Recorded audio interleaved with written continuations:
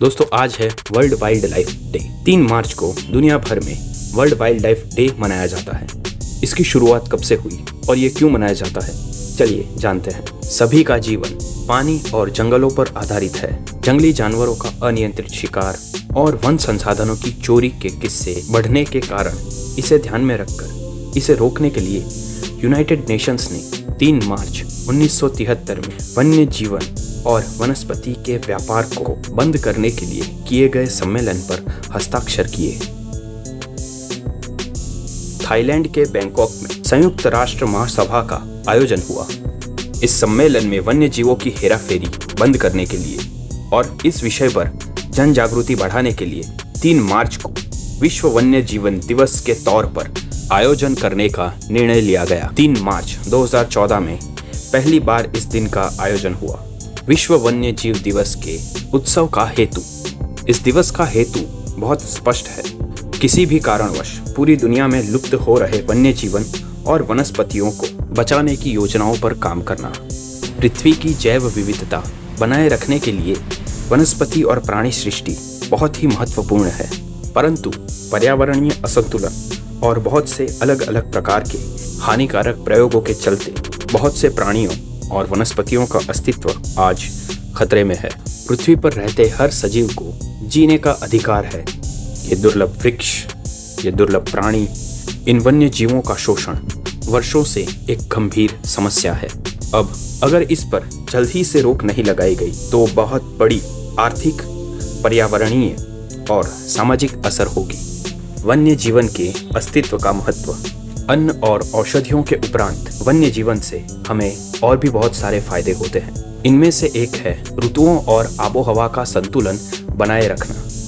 ये वर्षा ऋतु को नियमित रखता है, कुदरती संसाधनों को पुनः प्राप्त करने में मदद करता है, पर्यावरण में प्राणियों और पौधों का योगदान समझने और पृथ्वी पर वन्य जीवन के अस्तित्व का महत्व लोगों को समझाने के लिए हर वर्ष विश्व वन्य जीवन दिवस को मनाया जाता है।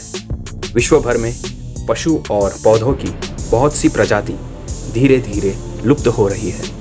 अभी केवल भारत में ही 900 से ज़्यादा पशुओं की प्रजाति खतरे में है।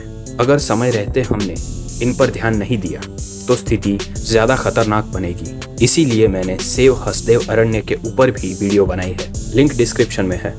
भारत की top wild life century Uttarakhand में है कॉर्बेट नेशनल पार्क, केरला में पेरियार वन्यजीव अभयारण्य है, पश्चिम बंगाल में सुंदरबन राष्ट्रीय उद्यान, काजीरंगा राष्ट्रीय उद्यान आसाम, राजस्थान में रणथंभौर राष्ट्रीय उद्यान, मध्य प्रदेश में कान्हा नेशनल पार्क, कर्नाटक में बांदीपुर राष्ट्रीय उद्यान।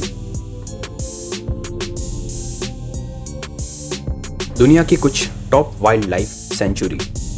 खाओ Sok National Park Thailand, Croajingolong National Park Australia, Mefou National Park Cameroon, Lone Pine Koala अभयारण्य Australia, Wechiau Community Hippo Sanctuary Ghana, giant panda breeding चीन, Redwood National Park America, Masai Mara National Park Kenya, Grand Canyon National Park America, Kruger National Park दक्षिण Africa, Galapagos National Park Galapagos टापू।